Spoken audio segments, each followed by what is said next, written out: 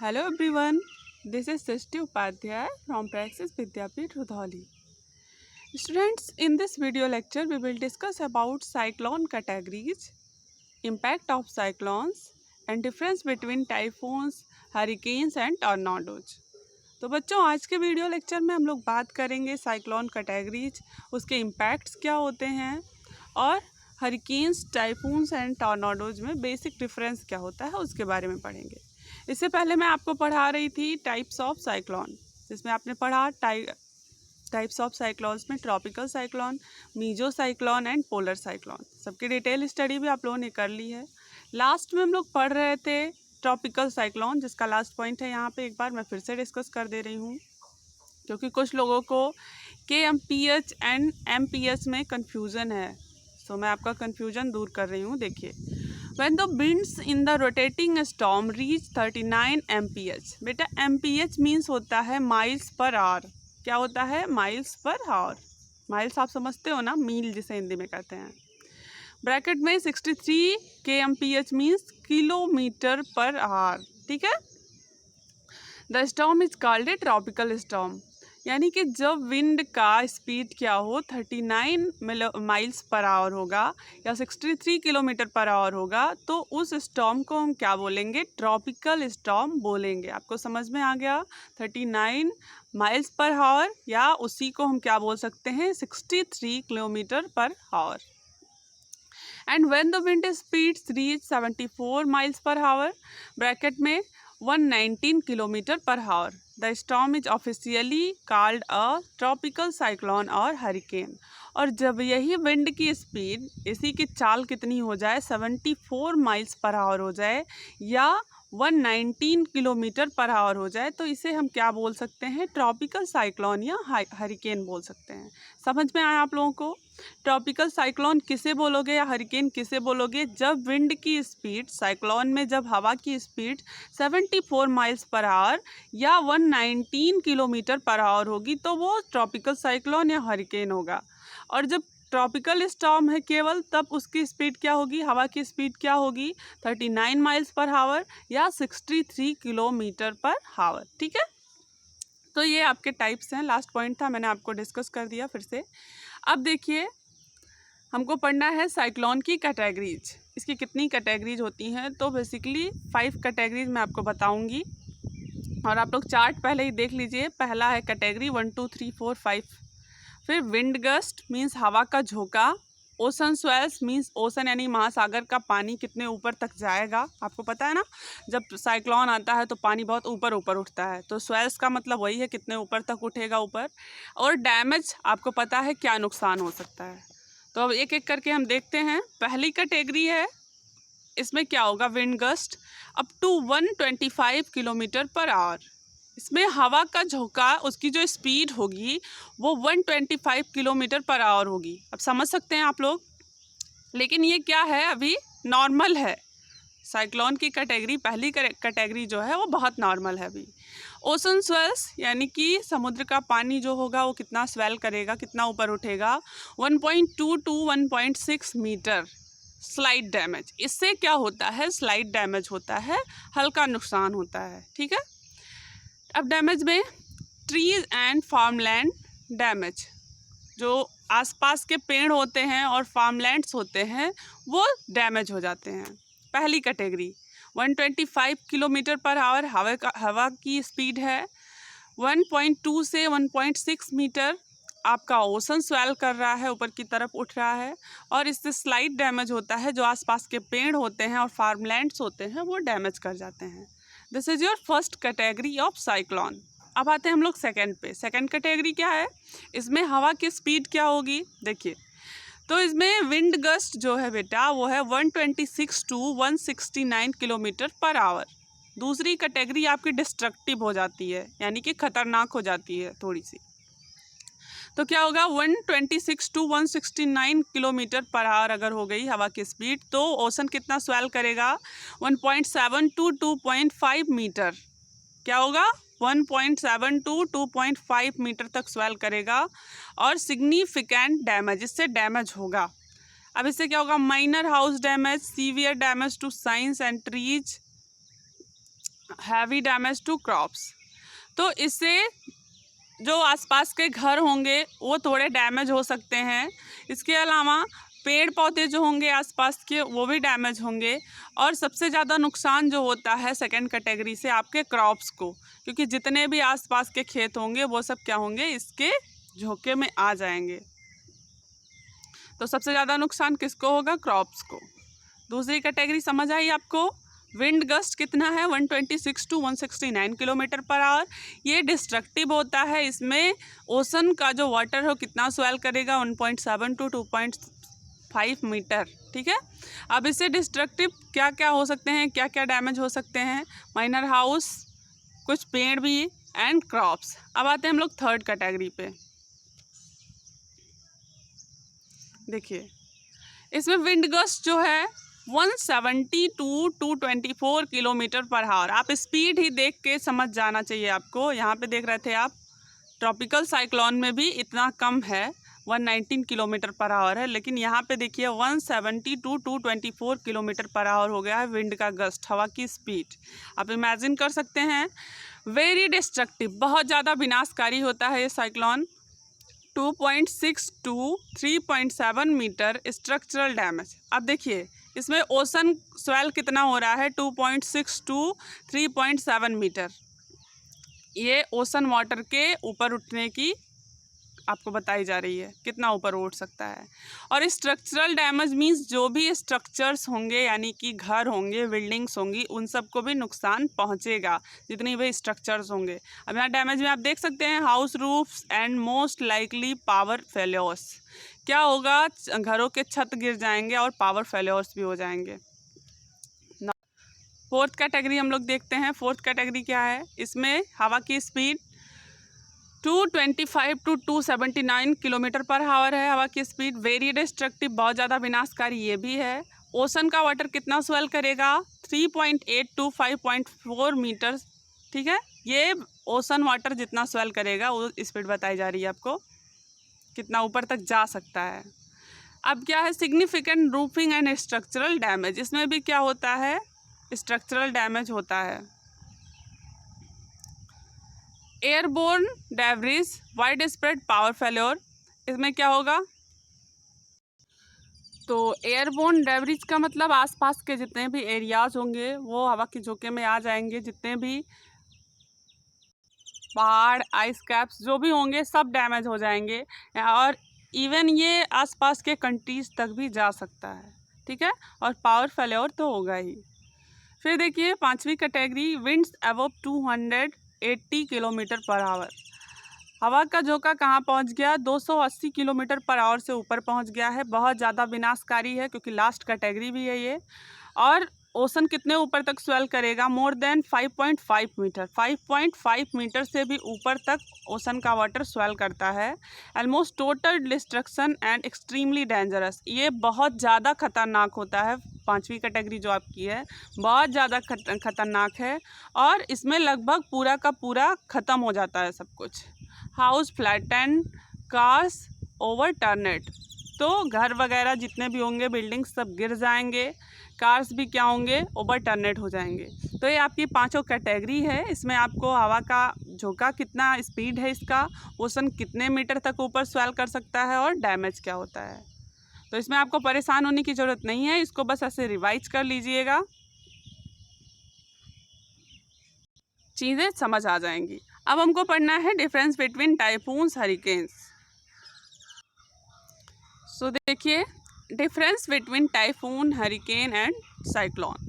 Cyclone, typhoon और hurricane में क्या डिफरेंस है, तो मैंने आपको पहले भी बता दिया है कि स्पेशली इसके कैरेक्टर में कोई डिफरेंस नहीं होता है, केवल इनका स्पेशल प्लेस पे स्पेशल नेम हो जाता है, या डिफरेंट प्लेस पे डिफरेंट नेम हो जाता है। अलग अलग कंट्रीज़ में अलग अलग नाम से इनको देखा जाता है। तो देखेंगे हम लोग। The only difference between a hurricane, a cyclone and a typhoon is the location where the storm occurs. केवल और केवल आपके हरिकेन, साइक्लोन और टाइफून में यही अंतर है कि ये जिस लोकेशन पे हैं, किस लोकेशन पे हैं, तो वहाँ पे उसको अलग नाम से पुकारा जाता है। कहीं पे साइक्लोन बोला जाएगा, कहीं पे इसको हरिकेन बोला जा सकता है, और कहीं पे टाइफून।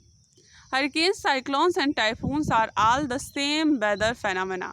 ये तीनों साइक्लोन, हरिकेन और टाइफून तीनों एक ही हैं। We just use different names for these storms in different places. हम लोग केवल इन तूफानों को अलग अलग जगह पे अलग नाम से पुकारते हैं, आपको पता ही है। In the Atlantic and north east Pacific the term hurricane is used. अभी आप तुरंत लर्न कर लीजिए, Atlantic and north east Pacific में हरिकेन टर्म यूज होता है। किसके लिए? साइक्लोन के यूज में, साइक्लोन के लिए। एक्चुअल में वो क्या होता है? साइक्लोन ही होता है, सर्कुलर विंड ही होता है, ठीक है, वही तूफान है। लेकिन इसे Atlantic and north east Pacific पे हम लोग हरिकेन टर्म यूज करते हैं, इसको साइक्लोन वहाँ पे नहीं बोलते हैं, ठीक है। The same type of disturbance in north west Pacific is called typhoon. और सेम टाइप का डिस्टर्बेंस जैसे Atlantic and north east Pacific में हुआ था, जैसे आप हरिकेन बोल रहे थे, सेम टाइप का डिस्टर्बेंस आपके नॉर्थ वेस्ट पैसिफिक पे हो रहा है, तो उसे क्या बोलते हैं? Typhoon. Okay. Cyclones occurs in south Pacific and Indian ocean. जबकि साइक्लोन टर्म कहाँ पे यूज होता है? साउथ पैसिफिक और इंडियन ओशन में। समझ गए आप लोग? South Pacific and Indian ocean में साइक्लोन टर्म यूज होता है। चीज़ें वही हैं, डिस्टर्बेंस वही है, बस नाम अलग है। अब देखिए, the ingredients for these storms include a pre existing weather disturbance, warm tropical oceans, moisture and relatively light winds. तो जैसे आपको किसी चीज़ के लिए इंग्रेडिएंट्स चाहिए होते हैं, ऐसे इन स्टॉर्म्स के लिए इंग्रेडिएंट्स जो चाहिए इनको अकर होने के लिए, तो वेदर डिस्टर्बेंस, थोड़ा सा मौसम डिस्टर्ब होना चाहिए, वार्म ट्रॉपिकल ओशन चाहिए, मॉइस्चर चाहिए और हल्की हवा चाहिए। यही इनके लिए इंग्रेडिएंट्स हैं। आप कोई खाना बनाते हो तो उसमें इंग्रेडिएंट्स यूज करते हो, कोई भी चीज़ बनाते हो तो इंग्रेडिएंट्स यूज करते हो ना। तो ऐसे ही इन स्टॉर्म्स को भी इंग्रेडिएंट्स की ज़रूरत पड़ती है, ठीक है। क्या क्या चीज़ें चाहिए? तो वही चीज़ें हैं, प्री एग्जिस्टिंग वेदर, थोड़ा सा वेदर डिस्टर्ब हो जाए, और वार्म ट्रॉपिकल ओशन होना चाहिए, मॉइस्चर होना चाहिए एंड हल्की हवा होनी चाहिए। If the right condition persist long enough they can combine to produce the violent winds। और जब इनके अकॉर्डिंग, इनके सुटेबल सारी कंडीशंस होती चली जाती हैं और यही चीज़ें बढ़ती रहती हैं, तो क्या प्रोड्यूस हो जाता है? वायलेंट विंड्स, यानी कि खतरनाक हवाएं चलने लगती हैं, जिससे फिर साइक्लोन अकर होता है। तो आपने डिफरेंस तो पढ़ लिया। अब मैं आपको एक बात और बता दूं कि कभी भी साइक्लोन अकर होने के लिए, या किसी भी ट्रॉपिकल साइक्लोन या किसी भी साइक्लोन को अकर होने के लिए, सी का जो टेम्परेचर होना चाहिए, सी वाटर का, वो 26.5 से ज़्यादा होना चाहिए। कितना? 26.5 से ज़्यादा होना चाहिए टेम्परेचर। तो ये एक सुटेबल टेम्परेचर है। 26.5 से ज़्यादा है तो साइक्लोन अकर हो सकता है, ठीक है। अब हमको इम्पैक्ट्स के बारे में पढ़ना है। सो देखिएगा, इम्पैक्ट्स ऑफ साइक्लोन, यानी कि साइक्लोन के प्रभाव क्या क्या हो सकते हैं। The main impact of cyclone includes heavy rainfall, strong wind, large storm, surges at landfall and tornadoes. Main impact जो होता है साइक्लोन का, वो क्या होता है? भारी बारिश, तेज़ हवाएं, बहुत तेज़ से तूफान, और ज़मीन भी, लैंडफॉल भी होने लगता है, टॉर्नाडो जा सकते हैं। The destruction from a cyclone depends mainly on its intensity, its size and its location after the cyclone has passed. Devastation often continues. अब इसका डिस्ट्रक्शन किस पे डिपेंड करता है? किसी भी साइक्लोन का डिस्ट्रक्शन डिपेंड करेगा उसकी इंटेंसिटी पर, उसका साइज कैसा है और वो किस लोकेशन पे है, कैसा लोकेशन है जहाँ पे वो है, ठीक है। तो उस पर भी डिपेंड करता है कि वो कितना डिस्ट्रक्टिव होगा। एंड एक चीज़ और है जिस पे वो डिपेंड करेगा कि वो किस जगह से गुजर रहा है। अगर साइक्लोन कहीं पे अकर हुआ, फिर वो किसी कूल प्लेस पे, यानी कि किसी ठंडे पानी के सागर के ऊपर से गुजरे या किसी लैंड प्लेस से होकर के गुजरे, तो क्या होगा? उसका डिस्ट्रक्शन कम हो जाएगा, उसकी एनर्जी लो हो जाएगी। लेकिन अगर वो वार्म वाटर मिल गया उसको सोर्स नीचे से मिलता जा रहा है, तो क्या होगा? वो और ज़्यादा डिस्ट्रक्टिव हो जाएगा। तो किस पे डिपेंड करता है उसका डिस्ट्रक्शन? इंटेंसिटी, साइज, लोकेशन, और मेन चीज़ तो यह है कि वो किस जगह से गुजर रहा है। Some of the impacts of cyclones are, cyclones के कुछ इम्पैक्ट्स नीचे दिए जा रहे हैं। पहला, wind. The wind from a category 1 cyclones cause minimal damage to shrubbery and trees. हवा जो होती है अगर पहले कैटेगरी की बात करें तो पहले कैटेगरी के साइक्लोन आपको पता है नॉर्मल होता है और वो पेड़ों को, आसपास के जो पेड़ होते हैं उनको थोड़ा सा डैमेज कर देता है। Category 5 storms are the most forceful bringing winds of more than 156 miles per hour. ठीक है, अब कैटेगरी 5 के जो स्टॉर्म्स होते हैं, 5वीं कैटेगरी के जो तूफान होते हैं, आपने अभी पढ़ा है कैटेगरी, वो बहुत ज़्यादा फोर्सफुल होते हैं, उनमें बहुत ज़्यादा एनर्जी होती है और उनकी स्पीड भी पता है आपको 156 माइल्स पर हावर से ज़्यादा होती है। तो विंड की स्पीड जब इतनी है तो वो बहुत ज़्यादा डिस्ट्रक्शन क्रिएट कर देते हैं, आसपास के जितने भी एरियाज हैं वहाँ के घर बिल्डिंग जो भी हैं सबको डिस्टर्ब कर देते हैं। Wind this fact can rip trees from the ground and flatten windings.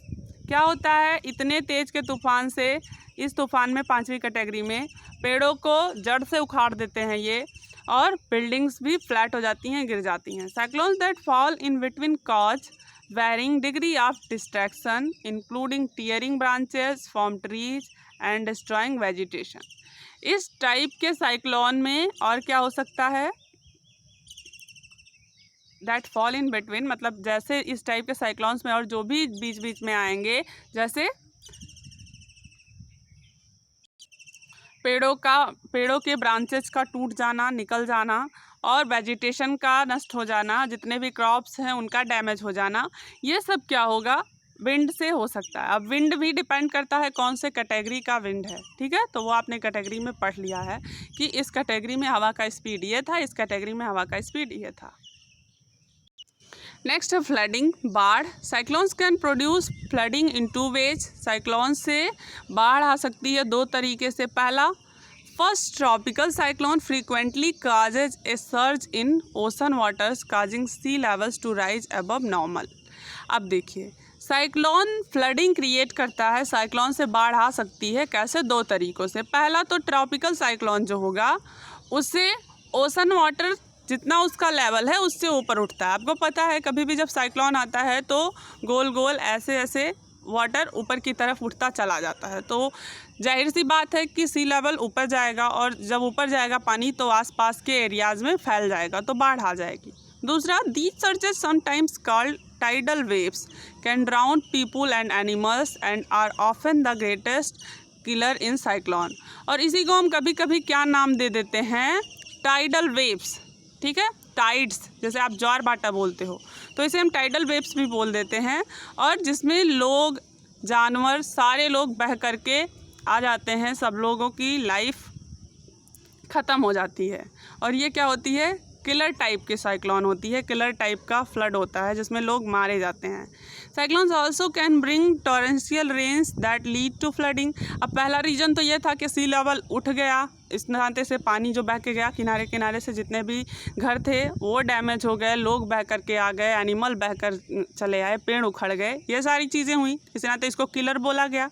दूसरा रीजन हो सकता है कि साइक्लोन की वजह से बारिश भी होती है। आपको पता है बादल बनते हैं ना, तो बहुत ज़्यादा बारिश भी होती है। साइक्लोन कंटिन्यू है, बादल बन रहे हैं, बारिश होते जा रही है, तो वो भी क्या करेगा, फ्लडिंग क्रिएट करेगा। तो समझ में आया आपको, एक तो बारिश और दूसरा सी लेवल का उठ जाना। थर्ड इम्पैक्ट है इसका साइक्लोन का इरोजन। थर्ड इम्पैक्ट क्या है, इरोजन। इरोजन मीन्स मिट्टी का कटाव, आपको पता है। अब देखिए, a cyclones high wind can erode the soil. बहुत ज़्यादा हाई विंड होता है, ऐसे आप नॉर्मल देख सकते हो अपने विलेज में, अपने सिटी में बहुत तेज़ से आंधी आती है तो क्या होता है, मिट्टी उड़ने लगता है, आप देख नहीं पाते हो सही से, आपकी आंखों में भी चला आता है। तो बहुत तेज़ से अगर साइक्लोन है और हवा चल रहा है तो उसकी वजह से क्या होता है, मिट्टी भी इरोड होती है, यानी कि उसका कटाव होने लगता है, thereby damaging existing vegetation and ecosystem. और जब मिट्टी ही नहीं रहेगी तो आपको पता है इकोसिस्टम और प्लांट्स के लिए कितना ज़रूरी है सॉइल, और सॉइल अगर इरोड हो गया तो क्या होगा, इकोसिस्टम और वेजिटेशन भी डैमेज हो जाएगा। This erosion leaves the area exposed and prone to even more wind erosion। और ये इरोजन क्या करता है, जिस एरिया में हुआ रहता है उस एरिया को एकदम से ही डैमेज कर देता है, और उसे हम प्रोन बोलते हैं, विंड, जहाँ पे विंड इरोजन हुआ रहता है। Sand and soil that is blown into other areas can damage the vegetation. फिर क्या होगा, दूसरे एरियाज से बह करके जो बालू और मिट्टी आए होते हैं वो भी यहाँ के वेजिटेशन को डिस्टर्ब कर सकते हैं। क्यों कर सकते हैं? क्योंकि हर जगह के क्रॉप्स के लिए, हर जगह के वेजिटेशन के लिए कोई भी सॉइल तो नहीं सूट करता है ना। पार्टिकुलर अनाज के लिए या पार्टिकुलर वेजिटेशन के लिए पार्टिकुलर टाइप का सॉइल होना चाहिए। तो अगर दूसरी जगह से कोई मिट्टी आई, दूसरे जगह से बहुत सारे सैंड आ गए तो क्या होगा? वो डैमेज हो जाएगा क्रॉप या वेजिटेशन। तो ये है क्या क्या इम्पैक्ट है। फ्लड आ सकता है, इरोजन हो सकता है, विंड हो सकते हैं, स्टॉर्म जन बहुत तेज़ से तूफान आएगा, बवंडर आएगा। तो ये सब क्या है? साइक्लोन के इम्पैक्ट्स हैं। तो मेरे अकॉर्डिंग से आपने साइक्लोन्स के बारे में काफ़ी कुछ पढ़ लिया है। अगर कुछ छूट रहा होगा तो नेक्स्ट वीडियो में हम लोग उसके बारे में डिस्कस करेंगे। Thank you.